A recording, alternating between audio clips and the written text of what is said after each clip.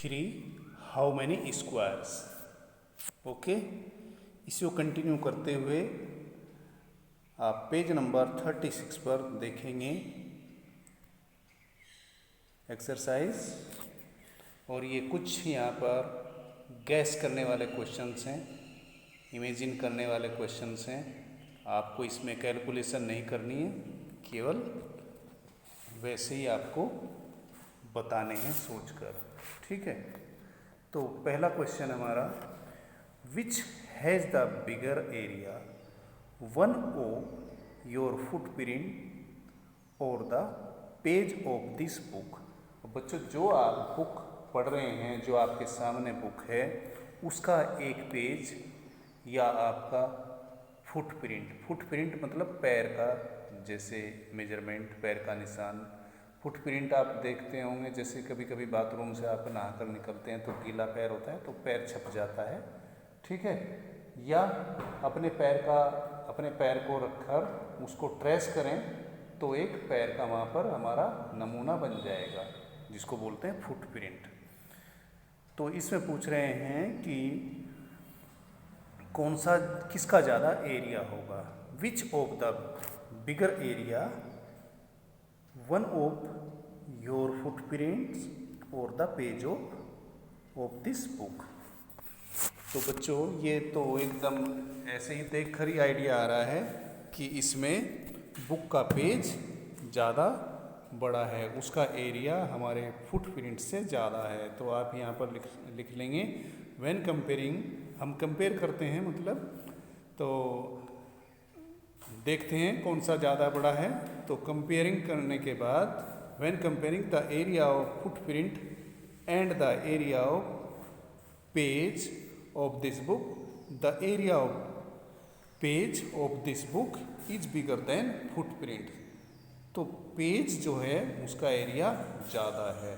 तो यहाँ पर आप केवल जितना मैं बता रहा हूँ तो आप यहाँ से यहाँ तक लिख लेना बस। ठीक है,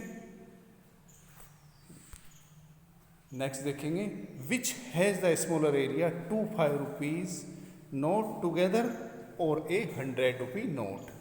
आपको इसमें 3 नोट्स चाहिए, 100 रुपी नोट और 2 नोट चाहिए हमें 5 रुपीज़ के। ठीक है, टुगेदर मतलब एक साथ। तो हम 5 रुपीज़ के नोट को एक साथ रखते हैं और उनको ट्रेस कर लेंगे ग्राफ पेपर पर। ठीक है, या वैसे भी हम देख सकते हैं, आइडिया ले सकते हैं।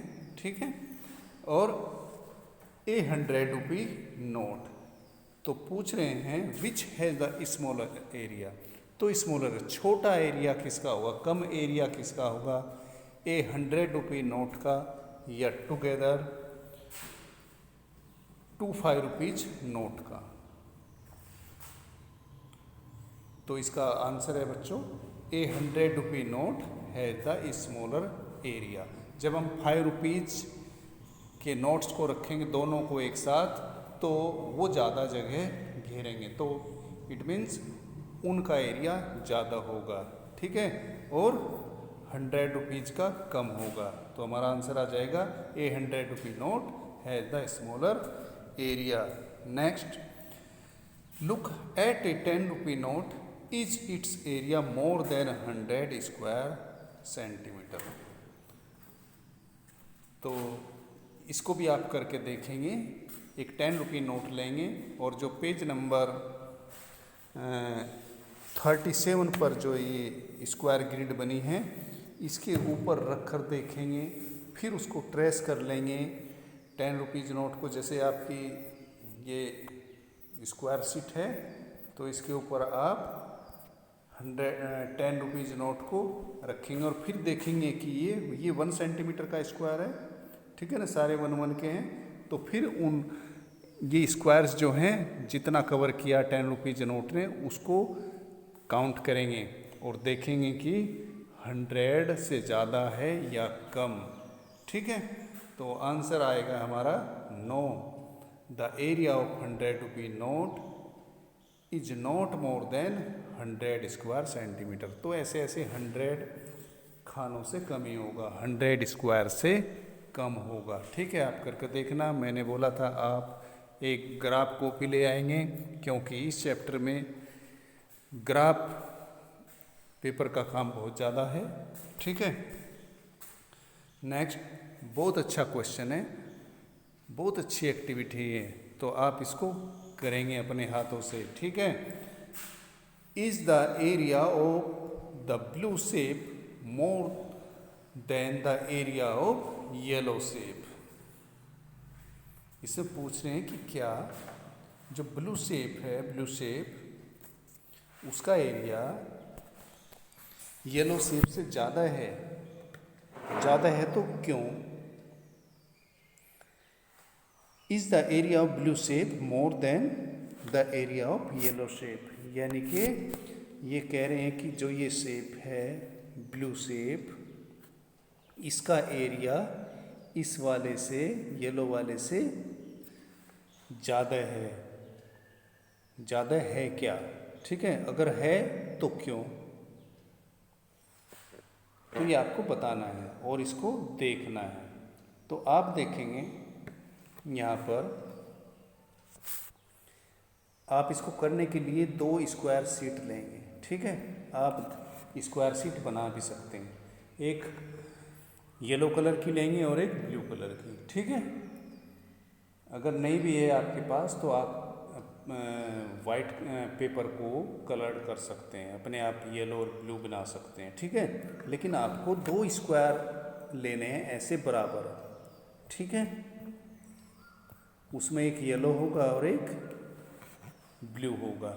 ये हमने दोनों स्क्वायर लिए, और स्क्वायर लेने के बाद हमने बीच से ऐसे इसको कट कर लिया, तो फिर क्या हो जाता है, 2 ट्राइंगल ये निकल आते हैं, 2 ट्राइंगल। ओके, अब ये 2 ट्राइंगल निकल गए, तो हमने एक को काटा है बीच में से, ब्लू को। ठीक है, येलो को हम ऐसे ही रहने दें सेम, और जैसे हमने काटा तो देखो ये साइड और ये साइड, क्योंकि स्क्वायर है ये बराबर है, साइड तो बराबर है, लेकिन आप देख रहे होंगे जब हमने यहाँ से काटा तो ये साइड ज़्यादा हो रही है। ठीक है, तो इस साइड को आप इस साइड में मिला देंगे यहाँ पर, जैसे कि इसमें मिलाया गया है। ठीक है, तो ऐसे ये शेप इस तरह की आपकी बन जाएगी। जब आप करके देखेंगे तो आपको पता चल जाएगा। तो इसका सॉल्यूशन आएगा no. From the given image we can say that the area of blue shape is equal to the area of yellow shape। अब आप देखेंगे दोनों का एरिया सेम है। सेम क्यों है? क्योंकि वो दोनों स्क्वायर थे। ठीक है, वो सेम थे, तो इसलिए एरिया उनका सेम हुआ। तो यही बताया है, because the yellow and blue shape figure are divided into 2 triangles of equal area।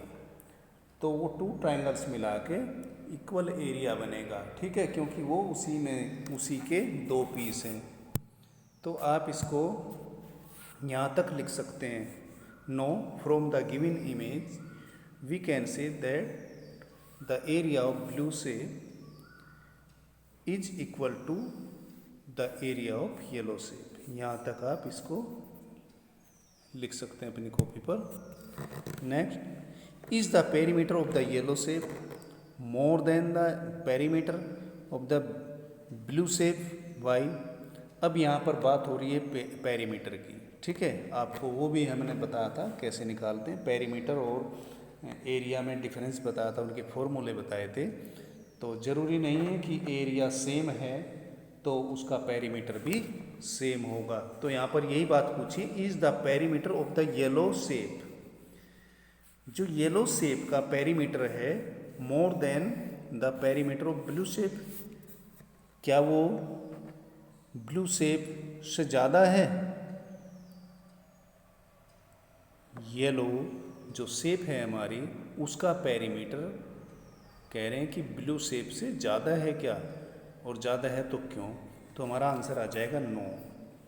The perimeter of the yellow shape is less than the perimeter of the blue shape. आप इसको यहाँ तक अपनी कॉपी में इसका आंसर लिखेंगे, ठीक है, क्योंकि इसमें ब्लू शेप का पेरीमीटर ज़्यादा है, ठीक है। तो with the help of the ruler we can able find that the length of the boundary of the blue shape is more than the length of the boundary of the yellow shape. एक बार फिर आप इसको check कर लें। यहाँ पर जैसे ये फिगर हमारे बने हैं, तो